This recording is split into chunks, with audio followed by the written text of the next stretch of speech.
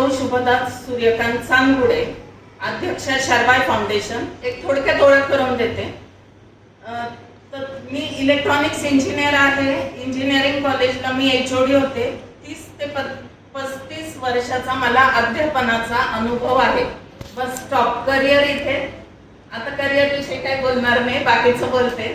साधारण 2005 किंवा 2006 मध्ये माझ्या एक असं लक्षात आलं की जे हायली एज्युकेटेड, खूप शिकलेले जे लोक आपण म्हणतो, तेच कुठेतरी मागे पडलेले होते. की आमच्या स्टुडंट्सला, आमच्या स्टाफला नको नको ते आजार, लहान वयात डायबिटीस, कॅन्सर, BP, अजून नको ते आजार लागलेले होते. मग त्याच्यावर काहीतरी एक चिकित्सक वृत्तीमुळे मी अभ्यास सुरू केला, हे का होतंय का नाही. आणि सगळ्यात शेवटी जे मी कन्क्ल्युजनला पोहोचले की सगळं विषारी आपल्या अन्नधान्यामुळे होतंय. मग म्हटलं आता नुसतं असं गप्पा ठोकणं काही उपयोग नाही. माईकवर येऊन, स्टेजवर येऊन तर सगळेच बोलतात, आपण याच्यात काहीतरी प्रत्यक्ष केलं पाहिजे. आमची शेती होती, 10 एकर शेती शिर्डी जवळ होती. तर आम्ही तिथे जाऊन अगदी पदर खोचून, तेव्हा तर जॉब होता, आम्ही शनिवार रविवार वीकेंडला जायचो. बाबळीचे काटे वाढलेले होते ते काढले. नंतर सर्वप्रथम पीक काय घ्यायचं की जे विषमुक्त असेल. मग आम्ही ते कोरफड असं शोधलं की इकडे कॉलेज होतं, जबाबदाऱ्या होत्या, मोठ्या पोस्ट होत्या, सारखं जाता येणार नव्हतं.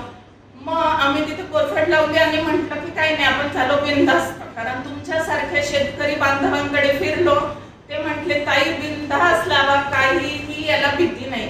मग आम्ही ते रोपं लावले आणि खरंच असं वाटलं की खूपच अगदी आपण छान काम केलेलं आहे की आपल्याला लक्ष द्यावं लागत नाही.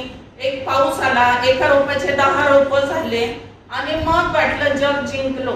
शेतकरी का बरं आत्महत्या करतात. मग असं वाटलं की आपण काहीतरी हुशार आहे बरं का, म्हणून आपल्याला छान पीक मिळालं, गडी ठेवला नाही, काही नाही. आणि पण काही दिवसात काय झालं, ती कोरफड विकायला गेलो आणि आमच्या ब्रह्माचा भोपळा फुटला. त्या दिवशी आम्हाला कळालं शेतकरी आत्महत्या का करतो. पण महिला या कधीही आत्महत्या करत नाही. या एकदम आलेल्या कुठल्याही याला अगदी फेस करतात, सामोरं जातात. आणि मग आम्ही ठरवलं की हे असं नुसतं कोरफड विकून चालणार नाही आपल्याला. मग आम्ही तेव्हा पाहिलं, अभ्यास केला, तर तेव्हा लक्षात आलं अगदी गोदरेज कंपनी 2-2 रुपयाला एक पान विकत होती. मग म्हटलं आपण आता वेळेवर काय करू शकतो. मग एक ट्रेनिंग घेतलं, प्रोडक्शन कसं त्याचं करता येईल. मग आम्ही त्याच्यापासून कोरफड ज्यूस असे भरपूर आम्ही प्रॉडक्ट्स बनवले, अगदी तेलापासून भरपूर काय काय बनवलं. आणि आम्ही जेव्हा कोरफडीचा ज्यूस बनवला तेव्हा मला सांगायला अगदी आनंद वाटेल की रामदेवजी बाबांचा सुद्धा तेव्हा मार्केटमध्ये कोरफड ज्यूस नव्हता. आणि आम्ही मग अगदी त्याच्यावर प्रयोग केले, छोटं युनिट टाकलं. माझं सगळं बघितल्यावर लोक काय म्हणतात, तुमच्या याचा टर्नओव्हर काय. काही नाही, मी तुमच्याच सारखे आहे, तुमच्यातली एक टर्नओव्हर शब्द हा मला खूप नवा आहे. टर्नओव्हर वगैरे काही नाही, प्रयोग करायचे, शेतकऱ्यांना मदत करायची. मग माझं हे सगळं बघून साधारण सकाळ समूह जो आहे वृत्तपत्राचा, त्यांनी मला 2006-07 साली एक पुरस्कार दिला. त्याच्यानंतर अनेक पुरस्कार मिळाले. पण पुरस्काराचं काही महत्व नसतं, पुरस्कार बाजूला ठेवायचे आणि आपल्या आपल्या कामाला लागायचं. मग आम्ही तेव्हापासून बॅक टू नेचरचा माझा प्रवास सुरू झाला. बॅक टू नेचरला प्रवासामध्ये आम्हाला डाऊन टू अर्थ असे खूप लोक भेटले. त्याच्यामध्ये एक सुभाष पाळेकर होते, त्यांनी गो आधारित शेती कशी करावी ते शिकवलं. कारण जसं तुम्ही शेतकरी लोक एका रात्रीत इंजिनियर होऊ शकत नाही, तसं आम्ही इंजिनियर लोकही एका रात्रीत शेतकरी होऊ शकत नाही. मग पूर्ण त्यांचं ट्रेनिंग केलं, वर्कशॉप केले, पुस्तकं वाचले. नंतर मला दुसऱ्या ज्या भेटल्या त्या राहीबाई आणि खादरवाली सर, म्हणजे मिलेट मॅन ऑफ इंडिया. आणि तिथे माझं मला वाटतं असं एक सर्च संपला असं म्हणता येईल. आणि अजून बरेच बॅक टू नेचरच्या प्रवासात मिळालेले आहेत, जे आपल्या स्टेजवर आहेत. लोंढे दादा आहेत, भरपूर जण आहे. मध्ये मला 1000 फेसेस ऑफ एशियाचा पण अवॉर्ड मिळाला. ते पुरस्कार वगैरे काही महत्वाचे नसतात.